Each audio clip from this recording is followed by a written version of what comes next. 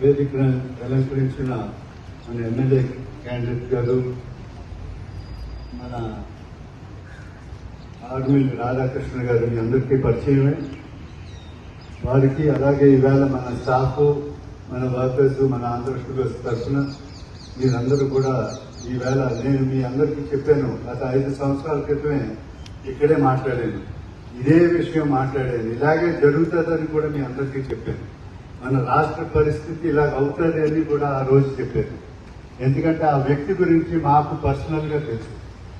మాకు జూనియర్గా పబ్లిక్ స్కూల్లో మాకు 8 సంవత్సరాలు జూనియర్. ఆ రోజున పబ్లిక్ స్కూల్ అంటే చాలా డిసిప్లిన్డ్గా ముందుకెళ్లే స్కూల్ అది. అలాంటి స్కూల్లో టీచర్లు కొట్టినవాడు ఫస్ట్ వ్యక్తి ఇతనే. అతను 3 సార్లు టీసీ ఇచ్చారు. ఇతనికి 3 సార్లు టీసీ ఇస్తే రాజశేఖర రెడ్డి గారు 3 సార్లు వెళ్ళి బతిమాలి ఆయన మంది క్లాస్లో పెట్టారు. తర్వాత 10వ క్లాస్ కూడా బయట రాయించారు, స్కూల్లో రాయలేదు. ఇలాంటి వ్యక్తి గురించి మాకు బాగా తెలుసు. అప్పుడే చెప్పాను 5 సంవత్సరాలు ఇతను బయటకు వస్తే ఏ రకంగా ఉంటాడో అని. తండ్రి అతని ఎలక్షన్ కోసం కృష్ణబాబు గారిని పిలిచి నా ఇల్లు అమ్ముకుంటాను 2 కోట్లకి ఆ రోజునే అంటే కృష్ణబాబు గారు అందరికి చెప్పారు, ఏంటంటే ఈయన ఎలక్షన్కి వస్తున్నాడు 2 కోట్లకి ఇల్లు అమ్ముతాను అంటున్నాడు, మెయిన్ రోడ్డు మీద ఉంది. అలాంటి వ్యక్తి ఈవేళ ఎన్ని కోట్లకి పడగెత్తాడో చూడండి. ఒక 5 సంవత్సరాల్లో కొన్ని లక్షల కోట్లకి పడగెత్తారు. అంటే ఒక పెద్ద ఇండస్ట్రీలో ఇంకో తీసుకునేది కాదు, ఒక సంస్థల్ని పాడు చేసి ఆ సంస్థల ద్వారా అతను సంపాదించుకున్నటువంటి ఆస్తులు ఒక వ్యక్తి నుంచి కాదు, సంస్థల నుంచి.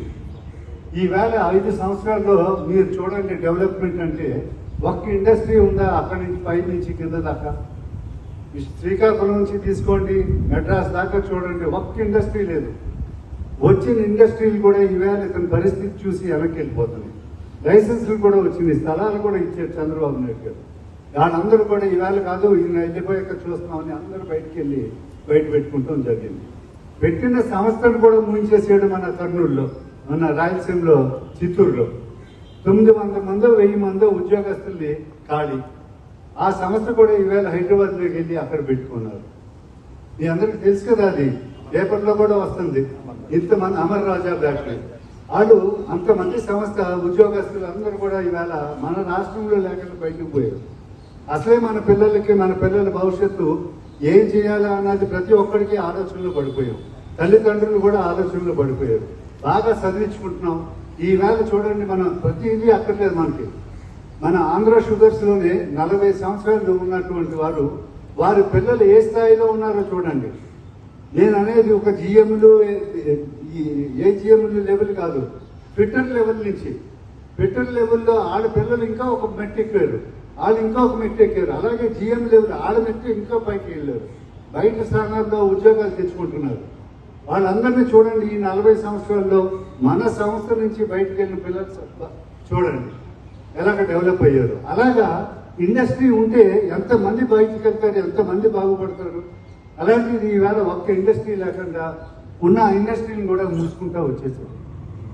మీ అందరికీ తెలుసు వాళ్ళు చేసే పరిస్థితి ఈవేళ ఎలా ఉందంటే, వైఎస్ఆర్సీపీ ఎమ్మెల్యేలు ఇచ్చిన డేటా తీసుకోండి, ఆ పర్సనల్ డేటా ఓపెన్ చేయండి.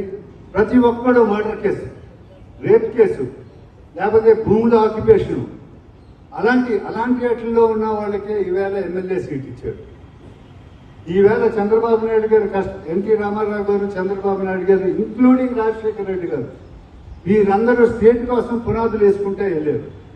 ఈయనేమో స్టేట్ కోసం, ప్రజల కోసం వేసిన పునాదులన్నీ పీక్కుంటూ వచ్చారు.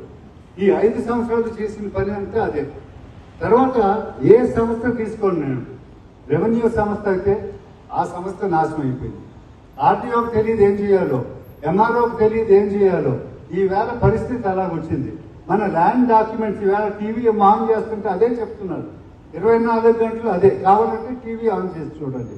రియాలిటీ ఎవరి చిన్న వ్యక్తి కూడా, ఆసాము కూడా అతని ప్రాపర్టీ మీద అతనికి హక్కు లేకుండా చేస్తున్నారు. అంతా మొత్తం గవర్నమెంట్ హోల్డ్. పైగా దాని ఇన్ఛార్జ్ ఎవరు అంటే పొలిటికల్గా నామినేట్ చేసే వ్యక్తే ఇన్ఛార్జ్ అంట. అంటే నేను ఎవరి పని చెప్తే ఆస్తి నాకు అయిపోతుంది. ఎవరిదైతే లిటిగేషన్ పెట్టారో అది ఈజీగా లిటిగేషన్లో పెట్టేయచ్చు. ఎవరికి సొంత ఆస్తి అన్నది భయంగా ఉంటారు.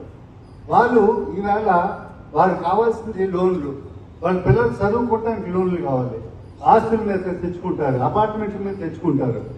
అపార్ట్మెంట్ల మీద కొత్త అపార్ట్మెంట్లు ఇవ్వాలంటే బ్యాంకుకి వెళ్ళి లోన్ తెచ్చుకుంటే కానీ కొత్త అపార్ట్మెంట్ తీసుకోలేము. కానీ అలాంటి పద్ధతి ఈవేళ మారిపోయింది. ఈవేళ బ్యాంక్కి వెళ్ళాలంటే మన మీద ఆస్తి లేదు, అది రిజిస్ట్రేషన్లోనే గవర్నమెంట్ పేరున వెళ్తుంది.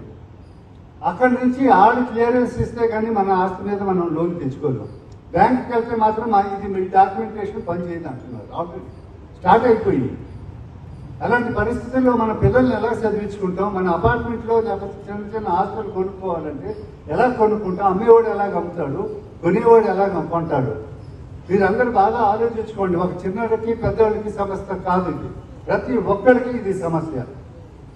అంచేత మీరందరూ బాగా ఆలోచించుకుని, ఈవేళ నేను కొవ్వూరులో ఇక్కడ తిరుగుతున్నది కానీ కొవ్వూరులో తిరుగుతున్నా, అక్కడ కూడా చాలా బాగా జరుగుతుంది. ఈవేళ అక్కడ ప్రజలు కూడా చాలా ప్రతి పెద్ద గ్రూప్లో కాకుండా ఇలా గ్రూప్ మీటింగ్లు వేసుకుంటా నేను మాట్లాడుకుంటే వెళ్తున్నా. కారణం ఏంటంటే సమస్య చాలా సీరియస్ ఇది, ప్రతి ఒక్కడికి సమస్య ఇది.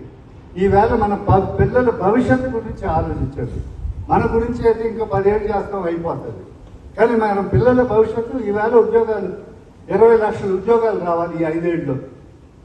గవర్నమెంట్ క్యాలెండర్ ఓపెన్ చేస్తే 20 లక్షల ఉద్యోగాలు రావాలి, సంవత్సరానికి 2 లక్షలు రావాలి.